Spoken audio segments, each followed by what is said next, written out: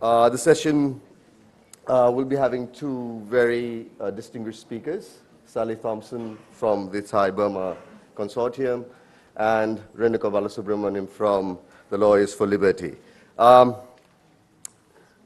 Sally has been working at the Thai-Burma border for 20 years or more with the TBBC, and TBBC is a Thailand-based consortium of NGOs working at the camps, the 9 camps across on the Thai-Burma border. And the emphasis is on community management and supporting refugees in the camps themselves.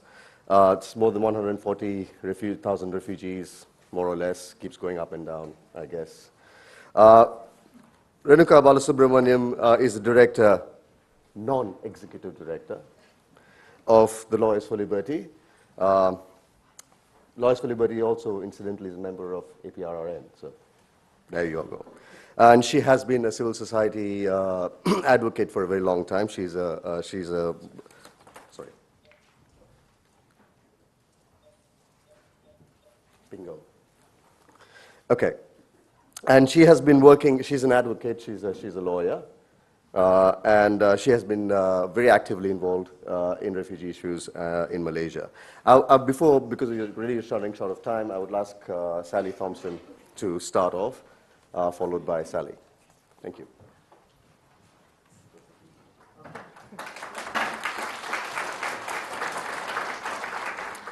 Thank you very much to Anoop. Thank you very much to the University of New South Wales and to the Centre for Refugee Studies for giving me the opportunity to come here today and to bring some attention to the protracted refugee situation along the Thailand-Burma border. As I was preparing my presentation, I was thinking, why isn't Blooming Night doing this? Why am I talking about the community response to the encampment in Thailand? And so I was very glad that Blooming was here with me today and that she preceded me. So to Blooming, thanks very much. I am going to basically just give an overview of how the camps, how the refugees have responded over the last 27 years and how camp management itself has evolved during that time. TBBC ourselves, we're actually responsible for providing food and shelter in the camps, but we also do provide support to the camp management structure. So there are currently 145,000 refugees in the 9 camps on the Thailand-Burma border, and it is mainly as a result of the conflict as the Burmese army has systematically overrun traditional ethnic homelands in an attempt to bring the country under one union, taking control of significant natural resources and denying any recognition of the rights of ethnic nationalities.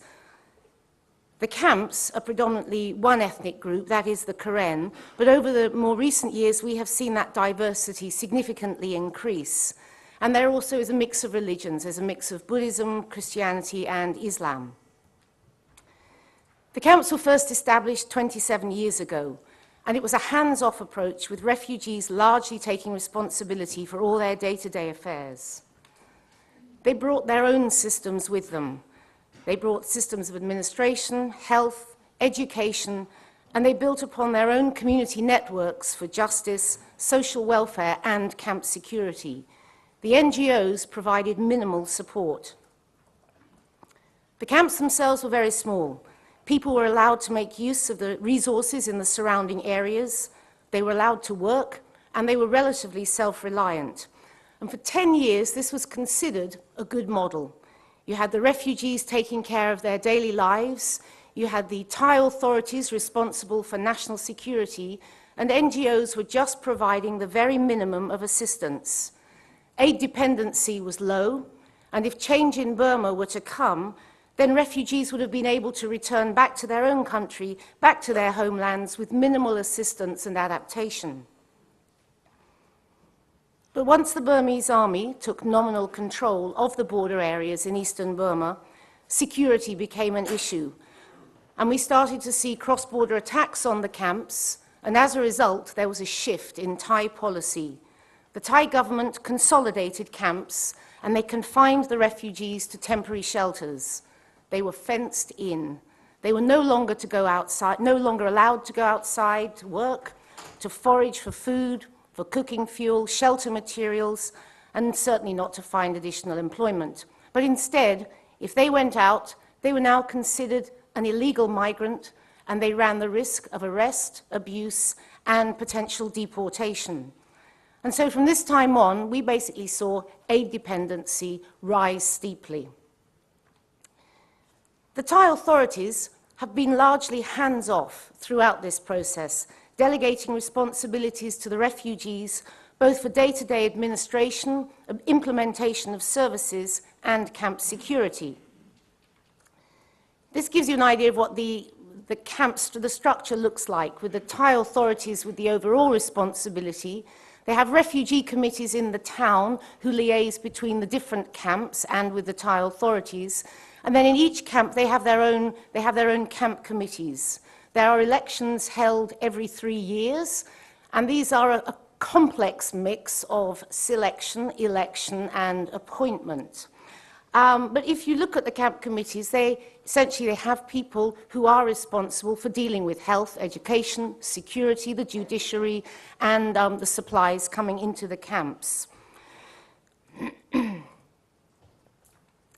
This, just to make a reference how women are doing in this, given that the UNHCR recommendations to women were that they should be more involved in camp management and in food distributions in particular. In the border areas, border-wide, about 37% of the positions on camp committees are women. I have to say that it is still hard to get them into the leadership positions. And in food distributions, it's up at about 39%. And one of the ways we've been able to do this is to have to bring in some childcare policies, so to actually provide assistance for women with young children so that they can pay for a carer so that they can come in to do work for the communities. As the years have gone by, the camp populations have increased, the services have expanded, assistance programs have broadened from basic services to access to justice, and more recently some limited, but very limited, livelihoods opportunities within the constraints of confinement to camp. Over the years, the community-based organizations have been given training to enable them to effectively implement services supported by NGOs, but the skills required to deal with the wider needs of the community from a holistic viewpoint have been largely ignored.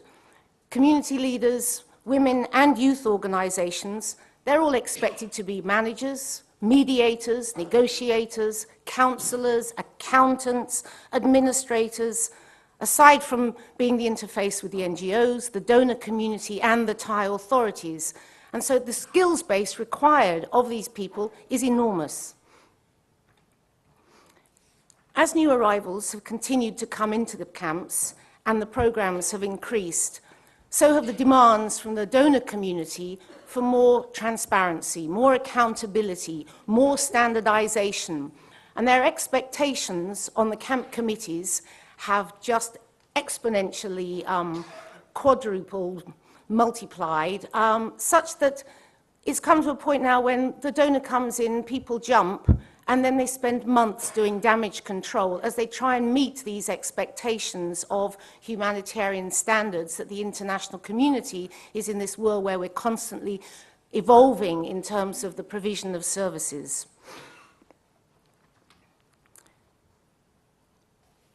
In some respects, the systems that they had, they were adequate and they functioned quite well. But they were based on trust and informal agreements, which did not provide enough transparency.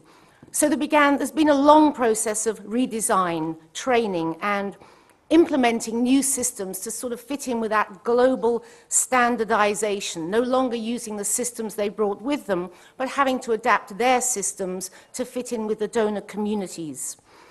But the camp committees throughout this have always been very willing to implement more rigorous procedures because they've seen this as a way of protecting themselves against the demands from the communities, against the questions from the communities and the pressures from the surrounding communities, the local Thai authorities, Thai villagers, and the political organizations. But then just as we were starting to provide more skills development on the more sophisticated skills, we got hit, or they got hit, by resettlement. And the border opened up for resettlement. And what we saw was all the leadership, all the top skills levels was basically skimmed off and was leaving for third countries. So overnight, we started to see all the health workers, the teachers, the community leaders, they were going to third countries for another life. And this really threatened the integrity of a community-based system, because we'd lost that institutional knowledge, all that experience, and the pool that remained was of a more limited educational background. And so instead of being able to move up in the sort of skills and expand the skills base, we were back to looking at the more basic issues, back to looking at bookkeeping and accounting and reporting. And I think this is something, though, now that gradually we've had to accelerate a lot more capacity building to deal with resettlement. Because over the years, we've seen about 70,000 people leaving the camps. Long-term confinement has brought with it, a range of problems. It's taken its toll on people with long periods without gainful employment. It's given rise to increasing social problems, from domestic violence to substance abuse to youth gangs. And dealing with this, again, requires additional skills. Traditional justice mechanisms in the camps have been called into doubt. And this was initially accelerated when UNHCR globally announced that national law would apply in all refugee camps regardless. So here we had a system that had been built on customary law and what they'd brought with them, and overnight they were being told national law will apply in these camps. They were accused of being lawless. The refugee response was, we have our laws, but some of them are very harsh, i.e., they don't conform to international standards. And so there's been this process of working with the camp judiciary, with the Thai Ministry of Justice, and comparing it with international law, and trying to see where they fit, where the refugees need to come up to international standards. And they want this dialogue. They welcome it. They want to be part of the world. They don't want to be left behind. But I think another area here is that, crikey, okay, two. This here just basically gives you an outline of some of the issues that the camp committees have had to deal with, some of the new things, the election guidelines, new arrivals committees, all these code of conduct, disciplinary procedures, all these things have had to be brought into the camps to try and strengthen their systems. And where's UNHCR been in all of this? Thailand, as you know, is not a signatory to the Refugee Convention. UNHCR only became operational 15 years after the camps had been established. And unlike elsewhere in the world, here they were not responsible for coordination of services. They just came in with a protection mandate. And they're uncomfortable in a community management system because I think largely it's because UNHCR, as Dr. Jeff Chris mentioned, they want to be seen as neutral, and therefore they feel that everybody else should be neutral. And yet the camps, the refugees, they are linked to the conflict. And so there's a sense from UNHCR that how can these people, if they're linked to a conflict, how can they represent their communities? Do they represent their communities? And we would say it's not what your politics are, it's what you do with your assistance.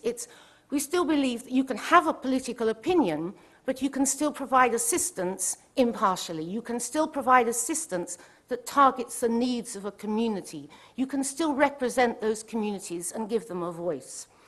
And I think this is a dilemma that we're in quite a bit of discussion at the moment with UNHCR, as this year they're trying to promote the humanitarian principles. So I would say there's 5 things, really, that we've learnt. Hands off at the beginning was a mistake. We thought this was going to help people, just leave them to get on with their own lives. And in a way, what it did after 10 years, it had left people behind. It had left them in a time warp. Can I have some water? I'm really dry, sorry. I'm not used to heating.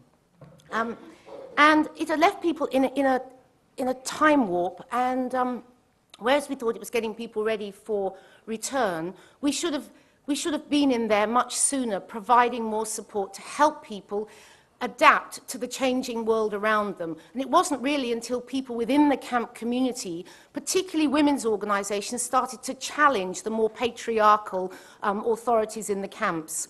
Volunteers, you cannot be a volunteer full-time for many, many years. There's a limit to how long a volunteer can give their work. They need to look after the essential needs of their families.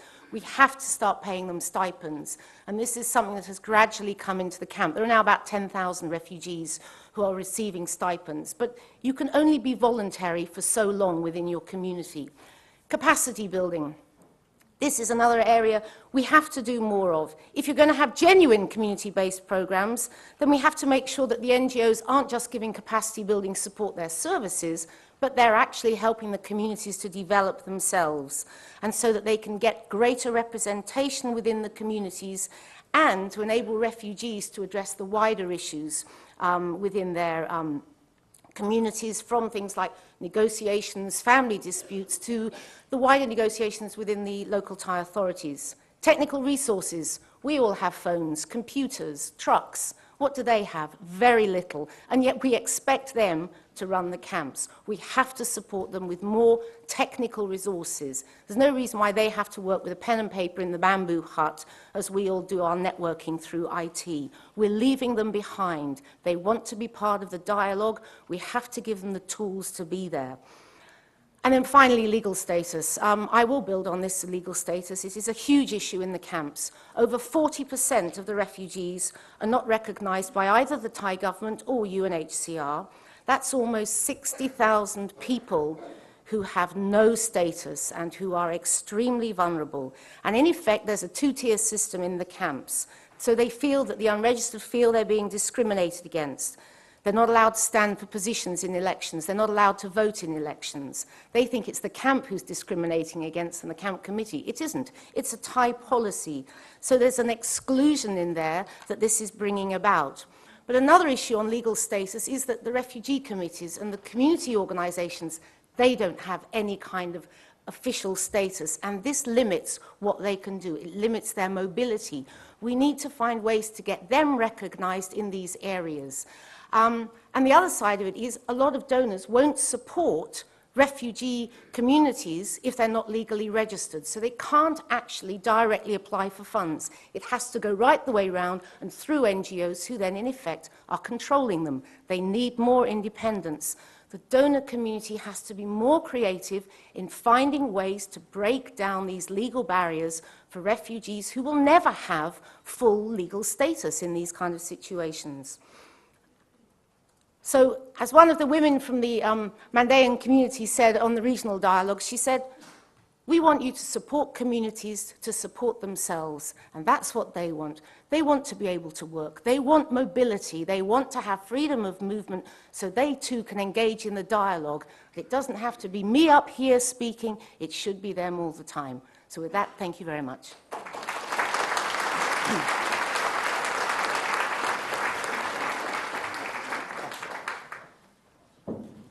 Thank you, Sally. I'll just ask Renuka to take on, and she'll be talking of Malaysia. So.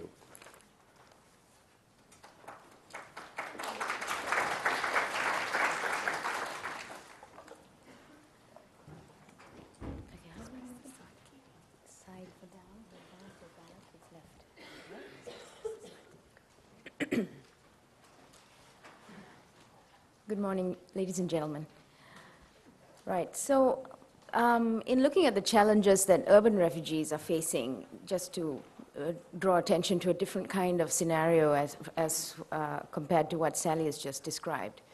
Our refugees in Malaysia are harder to organize, coordinate, get access to because they generally disappear into our societies. UNHCR, of course, has contact with them, but insofar as the public is concerned, it is so often that I find people asking me, we have refugees in Malaysia? So they don't look like your stereotype refugee. All the pictures that we've seen in many of these presentations, our refugees dress in a very contemporary clothing, they carry backpacks, no one would guess they are refugees, but they basically integrate very well into our society. So what is the issue? Moving on into my presentation. What is the background of Malaysian foreign policy with regards to non-citizens in the country? Generally, it's the political insecurity that the Malaysian government tends to face with regard to non-citizens because of the fact that politics in Malaysia is race-based. And this divide and conquer kind of policy has been an advantage to the present ruling government for the past 50 years. There has not been a change of government since independence, and one of the reasons for that has been race-based politics. The outsider, the non-citizen, tends to be the scapegoat whenever racial tensions come up. The migrant worker or the refugee is demonized as criminals or people who are taking away our jobs. I mean, I think that's a very common theme all over the world. But I just want to draw some attention to the first refugees in Malaysia prior to, I mean, just around even around the time when the Vietnamese boat people were in Malaysia.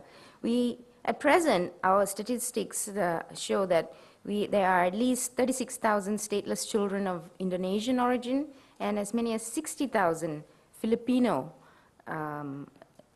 Muslims.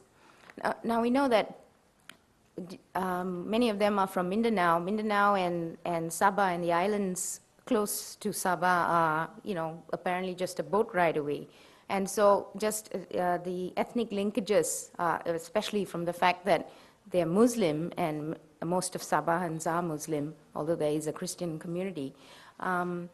So this ethnic linkages, the fact that they are seafaring, there has been a lot of movement, and many of their children have become stateless in Sabah.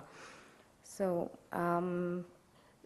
so their presence, well, basically what I want to point out is their presence has been a significant factor, and the Malaysian government's response to that has generally been indifference.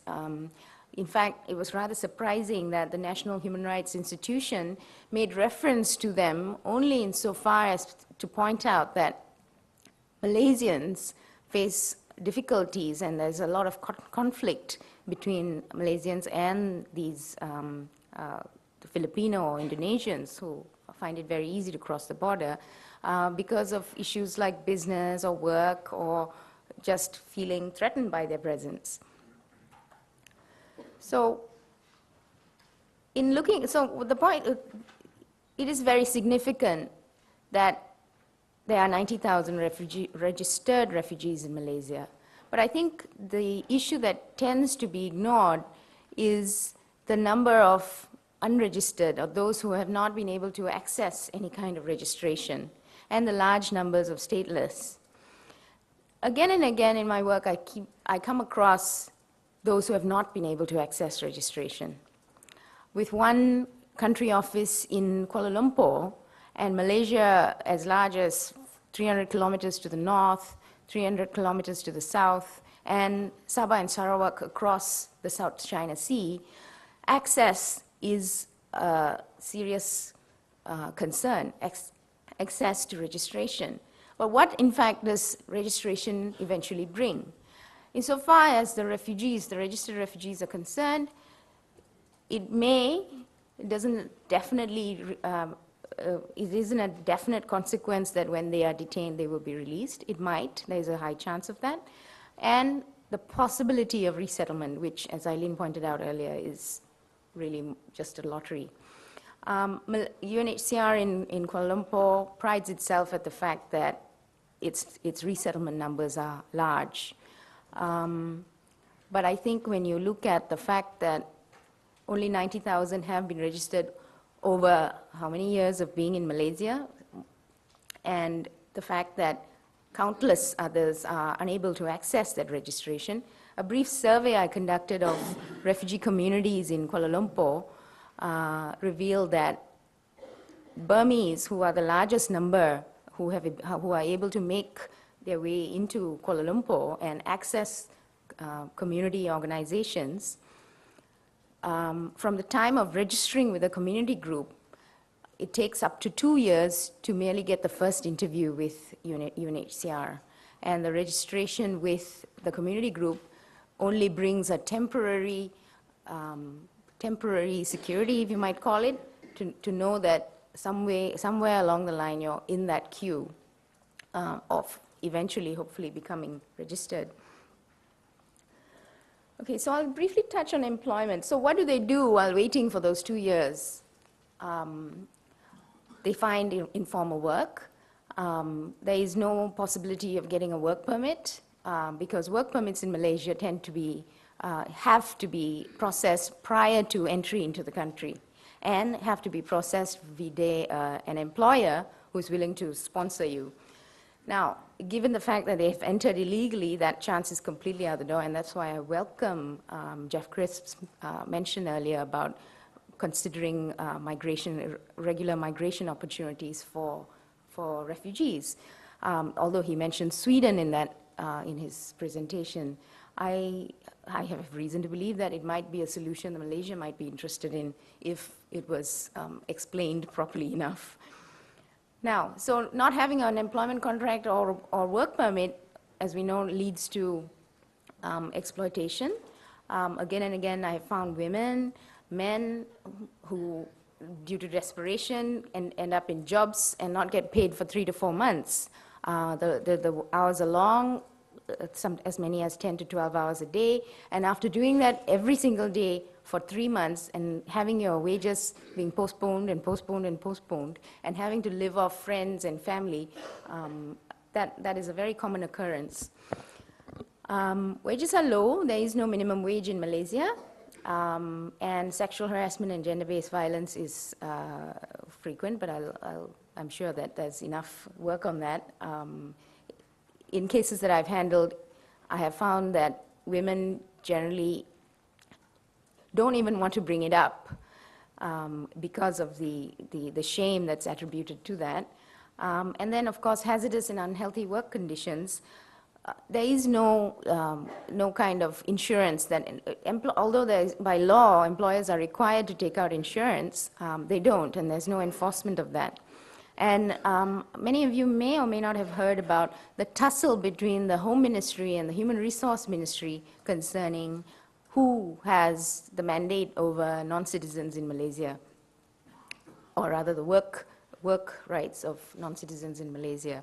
And because the issuance of work permits comes via the Home Ministry and the Department of Immigration, the Human Resource Ministry has significant trouble trying to enter into that discussion. So we did have a statement a few months back from the Human Resource Ministry talking about a possibility of refugees being allowed to work, but these kinds of assurances and offers sort of come up ever so frequently, and nothing tends to ensue from that. All right, so what I want to talk about is, what does this mean then? So they've entered into the country, they are awaiting registration, they're trying to get jobs. It's an informal situation of, I might get a job, I might not, I might get paid, I might not. In the meantime, I'll have to rely on who I have.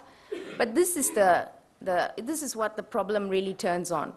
Section 34 and 35 of the Immigration Act. Now, you might note that our Immigration Act is as old as 1959. It's been amended a little bit here and there, but that's just 2 years after our independence, and migration wasn't what it is today. Malaysia wasn't the developing country it is today. It was largely agricultural.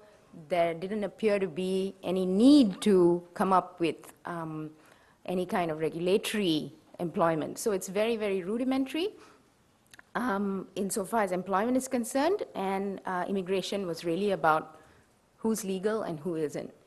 Now, Section 6 of the Immigration Act talks about punishments for illegal entry, and that is up to 5 years of imprisonment and up to 6 strokes of the cane. Now, how is that enforced? There is a power to, firstly in 35, arrest persons liable to removal, and they may be arrested without a warrant by either an immigration officer or a police officer, and may be detained in any prison, police station, or depot for a period not exceeding 30 days.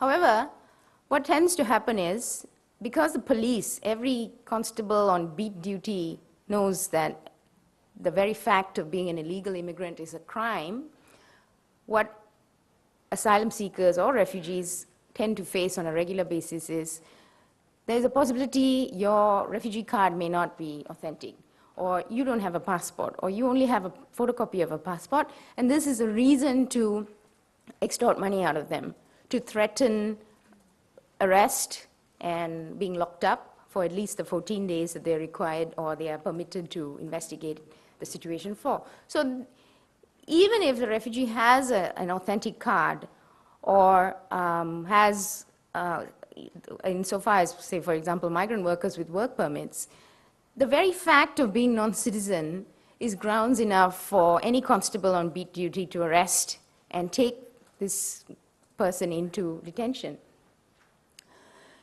Now that very idea of getting into the lockup, possibly going into detention, and never seeing the light of day henceforth is reason enough for them to make the necessary calls and pay off this particular officer in order to sidestep that whole situation. Now, and that's a very, very powerful advantage that authorities tend to have over non-citizens, asylum seekers, migrants. And I would attribute it to these 2 sections. Okay, this is the other reason they want to do anything in their power to get out of being in the lockup, because if it so happened that post arrest and investigation there wasn't anybody, there's no legal aid or legal representation. So if nobody remembered their existence, nobody followed up, they are brought to court, there isn't any real investigation that's conducted over whether or not they are in fact illegal entrants or have any other forms of protection. There frequently isn't even an interpreter during the investigation process. The interpreter only appears in court on the day he's prosecuted. And the question that's usually posed to him is, do you have a passport? No passport? Fine. Do you plead guilty? I do. Okay, 4 months in imprisonment, 4 strokes of the cane. Some courts give as many as the maximum. Some impose 2, and I have to highlight that caning is only for men under the age of 50. So courts, the courts are also within immigration camps, and there is no, and it's there are very, very isolated parts of the city courts which most lawyers don't actually go to. And upon completing the sentence of imprisonment, the caning is imposed. I actually had a video of the caning. It's quite gruesome, but fortunately the system wasn't able to play my video.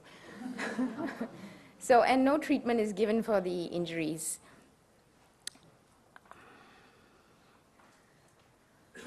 So I think I'll just conclude by saying that 10 years after Malaysia signed on to the CRC, the Convention on the Rights of the Child, they submitted their report. And these are some of the observations of the committee insofar as refugee and asylum-seeking children. And as you can see, it says that some system of rapidly identifying refugees and asylum seekers is needed. Although this is in reference to children, that is certainly necessary, even insofar as adults are concerned. And then there is a recommendation for Malaysia to accede to the 1951 Convention. And then we have for Malaysia to develop a legislative framework for the protection of asylum-seeking and refugee children, particularly unaccompanied children. And then for amendments to the Immigration Act to be made, or maybe the exception under Section 55, which is where the minister has a right to categorize a group of people to be excluded from the penalties under the Act. And lastly, for special protection and assistance to be given to refugees and asylum-seeking children. What I want to point out through these observations is the fact that the Convention on the Rights of the Child is a convention that Malaysia has actually signed on to. It's submitting its report 10 years late is telling. The fact that these observations have come up, I believe, I believe this was 2 to 3 years ago. No changes have been made in accordance with these observations. And this is a convention we have signed. So, moving on, just to conclude, yeah, so this is just a brief that I have about minors. If they are they are held in IDCs with their parents or relatives if they are accompanied, and in shelters if they are unaccompanied. And in that, my experience has been they are very isolated. There is nobody that they can actually speak to in their own languages. And I've had asylum-seeking children held in these shelters and then convicted of illegal entry. The time held in detention is accepted as part of the sentence, and then they are deported. So finally, I think I want to conclude by saying, in UNHCR's 2011 Global Appeal, it talks about how there is currently no legislative or administrative framework for dealing with refugees, and that it's difficult for UNHCR to fulfill its mandate. It talks about how local integration is not considered a viable option by the Malaysian authorities for the majority of refugees. And it says, by law, refugees are not differentiated from undocumented migrants. They are therefore vulnerable to arrest, detention, prosecution, whipping, and deportation. These are UNHCR's own words in the Global Appeal for 2011. So what I want to say is the primary and ultimate responsibility we know lies with governments. Host states breach their obligations, even those that are in binding treaty form. Here we have Malaysia having not signed the convention, having no obligations, and yet it is picked as, it has been selected as a partner for regional cooperation. I mean, we know of countries like Indonesia and the Philippines who have better structural and administrative systems for the treatment of refugees. It just really is significant that for a developing country like Malaysia, the money that Australia is prepared to channel into this exercise or this enterprise, which Malaysia has been doing for free all this time, is a significant pull factor for signing on to the agreement with Australia. So I'll end with that. Thank you.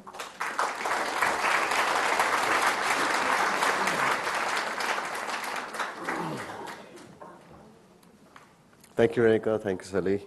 Very powerful presentations, each feeding into each other, slightly different conditions. We don't have much time. I guess we're just about it. So I'll first take 3 questions, and then we'll have, so 1, 2, 3. I am Karen Rasmussen with Act for Peace. I have 2 questions, 2-part question for Sally. The first is, as we know, there were elections of a sort in Burma at the end of last year, and I wanted to know if you could tell me what the refugee situation has been and the IDP situation since that time, so the refugee flows across the border, the situation of the 450,000 or so that Blooming Knight also mentioned, IDPs in eastern Burma. And secondly, if you can tell me about this thing called cross-border aid and what it is and whether or not Australian government funding goes to support such thing.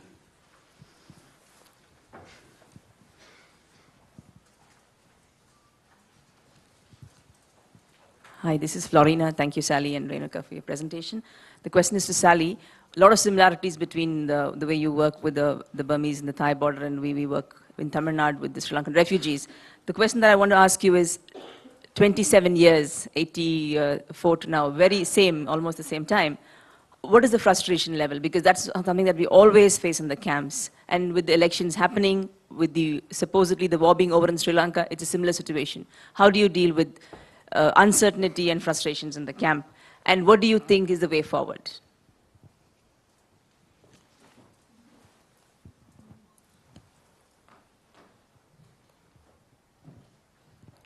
Deborah Zion, my question is for, it's working? Can you hear me? My question is for Sally. Sally, my other work is around issues around infectious disease, TB, HIV and malaria, and I'm particularly interested in the way in which those diseases are handled, given issues around sexual violence, and also given the news last month that the HART regime actually prevents the transmission of HIV as well as treating it. Thank you.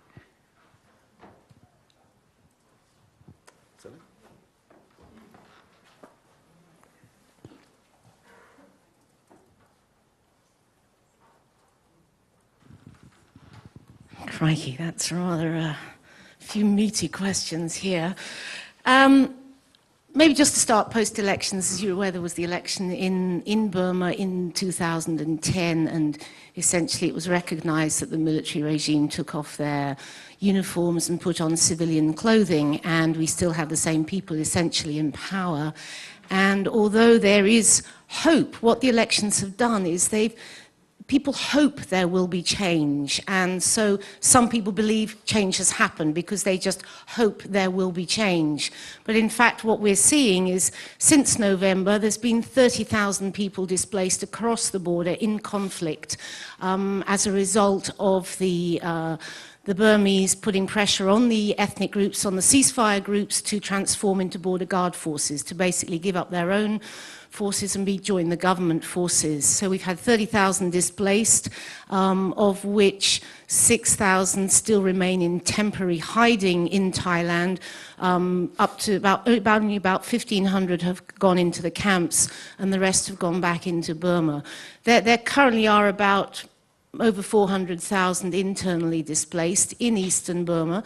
The conflict with in the ethnic areas is still continuing. This will continue until the Burmese army has control of the ethnic states. It's been its policy, it's pursued this doggedly ever since independence, and we have no reason to believe that they will stop until they have complete control of the ethnic areas.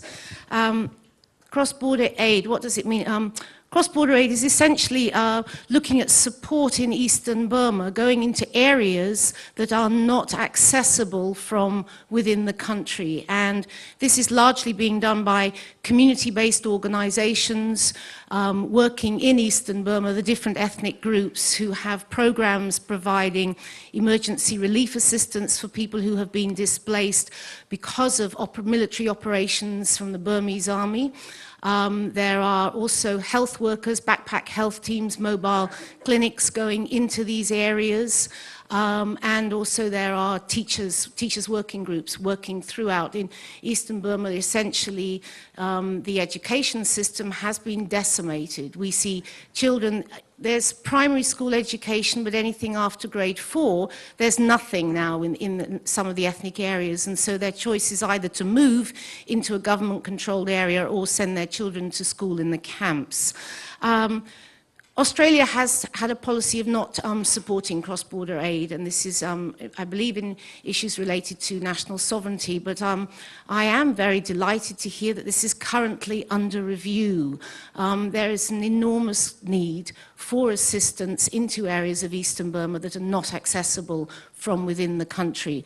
Although it was hoped that after Cyclone Nargis, humanitarian space, humanitarian access into areas outside of the Delta would increase, but we have not seen that yet, and we believe that the community organizations working in eastern Burma are able to get into these conflict areas and to provide very real, very needed services to some of probably the most vulnerable people in the country. Going back to the camps, frustrations after 27 years are huge, and which is why we have tried to start working more on how to promote livelihoods, how to give people more opportunities, how to give them some choices so that they have some kind of choice in what they actually do, so that they can have a choice of what they eat, not what we give them to eat. But what do you do when you're not allowed to work outside? We're only allowed to provide income generation opportunities inside the camps. We're not allowed to do projects outside of the camps. So everything that the refugees do outside of the camps is illegal. They're going out all the time, but they are being arrested. They are very vulnerable when they go out. They are arrested, they are abused, and probably at any one time in a year we did a survey in one of the camps, 25% of the population had been arrested outside of the camp within that year. We have other people, when they're arrested, they've had to pay so much. One woman, she said, I used to work outside, but I haven't been out for 6 years because I was sent to the border, I was deported. It cost me 6,000 baht, which is a huge, 6,000 baht, what's that? $200, what is it? Yeah. And so there's a fear. I mean, some people can play that network and they'll do it, but basically for someone who's potentially vulnerable and doesn't have a good network connection, they're going to stay in the camp. And we're seeing more youth gangs. We're definitely, I mean, and it's a problem because now juvenile detention is a problem. They're not supposed to be detaining the youth, but what do you do with youth?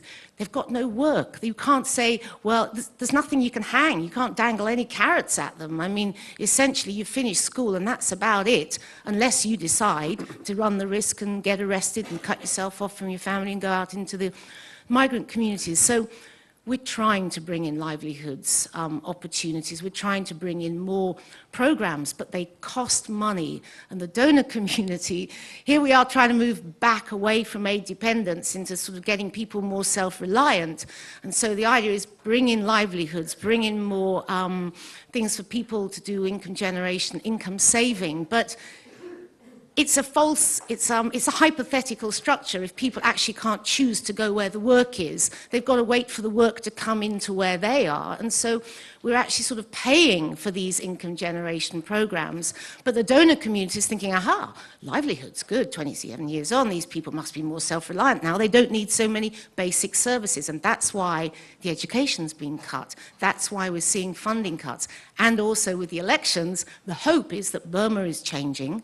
The hope is that people can get more, do more programming inside the country where the needs are huge, but it's not either or, it's both. You can't assume that the refugees are now getting more self-reliant. We're not seeing it on the ground. And until people have evidence to say that these refugees are more self-reliant, they still need the support for those essential services.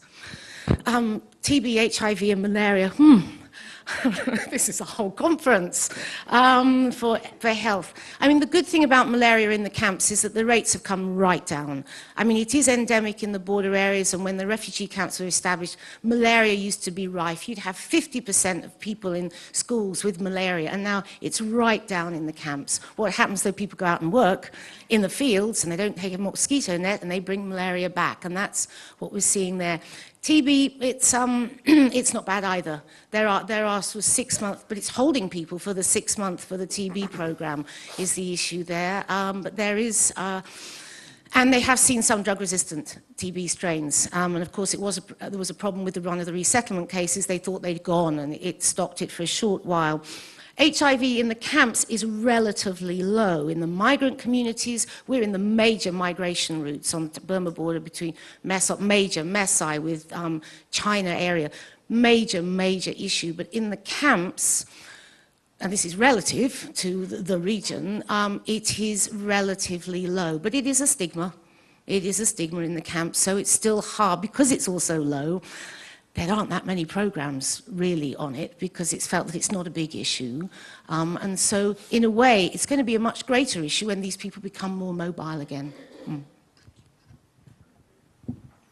Okay, I think we're really running short of time. I probably think just one more round, perhaps.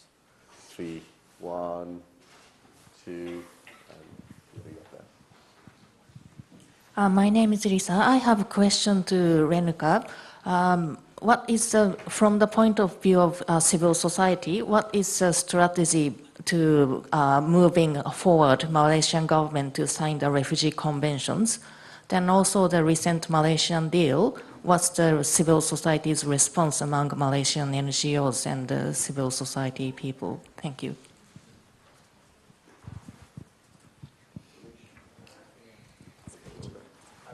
Oh, you passed, okay. That was my question. So you got the lady behind that, yeah. The lady behind. Yes. I'll just speak really loud.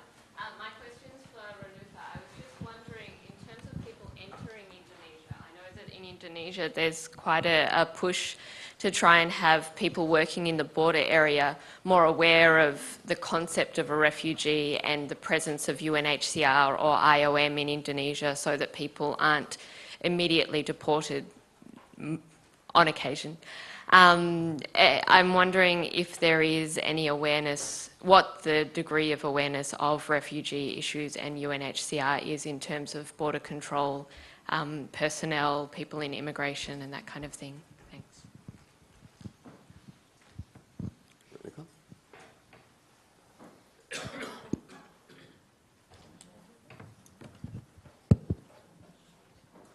Yeah, go ahead. There's one more question there. Thank you. It's the last question. Hi, I'm Martin from Centacare.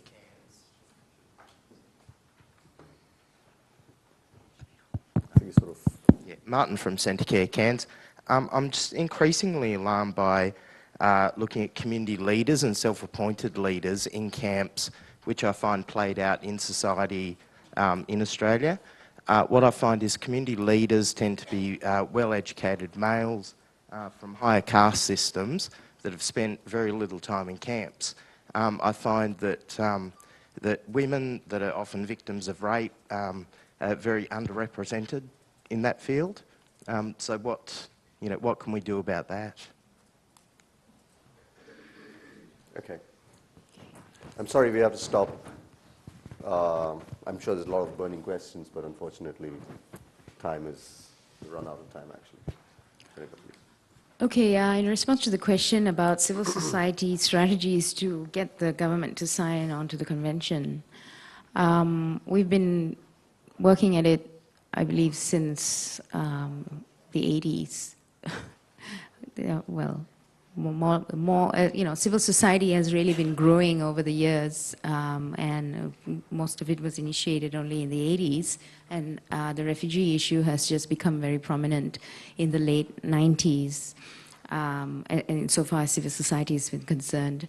From the very beginning, we have been handing over memorandums, trying to see the Department of Immigration. The bar has attempted on several occasions to have roundtables and memorandums and different things, but the government stand has been very, very firm in its status as a developing country. It is not in a position to sign on to the convention, and that its arrangement with UNHCR ought to be sufficient.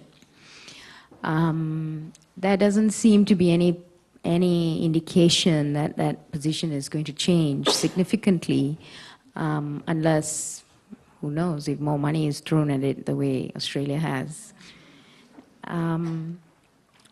So what is civil society's response to the Malaysian solution? We have opposed it as much as we can. We've even been to see the Australian High Commission. And then, yes, during my stay here, there was even a memorandum handover and protest at the National Human Rights Institution, opposing it simply on the basis that Malaysia has repeatedly been cited as one of the worst places for refugees in the world. And this is by the US Committee for Refugees report. And for that reason alone, and the fact that Malaysia has had such a poor human rights record, I can do no better than point out Amnesty International and the Human Rights Watch's reports on the conditions that migrants and refugees in Malaysia face. And that in itself, I believe, ought to be the common sense response to why Australia shouldn't be sending them to Malaysia, in spite of the fact that they are not held in camps. But there's a more insidious evil, I think, present in the Malaysian community that needs to be addressed, and that is left hidden because of the fact that there are no voices and there is no means for refugees to be engaging with the Malaysian state to have these issues raised. And then finally, the question on border control and immigration, the awareness of personnel handling border control and immigration awareness. To put it simply, I think at present, the only response that immigration personnel have, if there is any possibility of, if there's any indication that an entrant might be a refugee or an asylum claimant, is to refer the case on to UNHCR.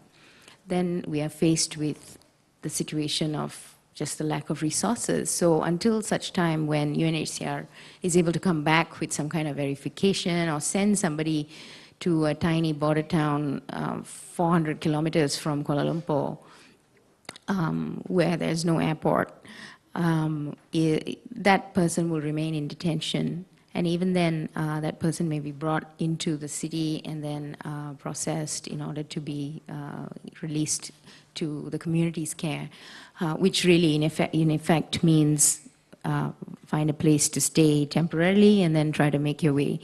So I have personally met immigration authorities who work on the border and whose response remains the response of the government, which is, we do not welcome illegal entrants. And anyone could make a claim about being a refugee, but there's just no way to verify that, and we can't just believe these stories. That's the reality of what immigration officials are saying. In terms of community leadership and more involvement, there's been a lot of emphasis placed on elections and revising election guidelines, election procedures in the camps in the last 2 years. This is done by the refugees themselves.